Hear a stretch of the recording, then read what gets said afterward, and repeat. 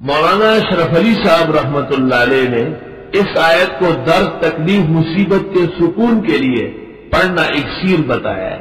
وَلَهُ مَا سَكَنَ فِي اللَّيْلِ وَالنَّهَارِ وَهُوَ السَّمِيعُ الْعَلِيمُ۔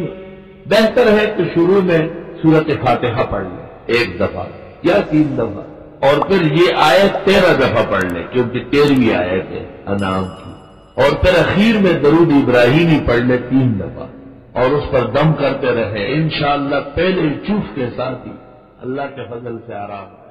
وَمَا سَكَنَ فِي اللَّيْلِ وَالنَّهَارِ، اور اسی اللہ کی ہے ہر وہ چیز جو سکون اختیار کرتی ہے رات اور دن میں۔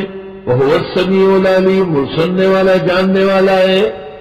سکنا 2 معنوں میں ہے، ایک سکنا یسکنو کے معنی رہنا ہے، سکونت سے ہر چیز جہاں بھی رہ رہی ہے رات کو یا دن کو وہ اللہ ہی کا پیدا کر رہا ہے، اور دوسرا سکنت کے معنی یہ تطمین و تسکین سے سکون اختیار کرتی ہے، ہر چیز آرام سے بیٹھ جاتی ہے رات کو یا دن کو۔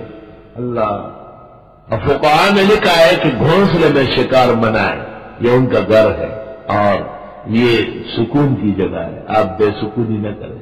جب پرندہ اڑ جائے تو بے شک آپ تیر ماریں۔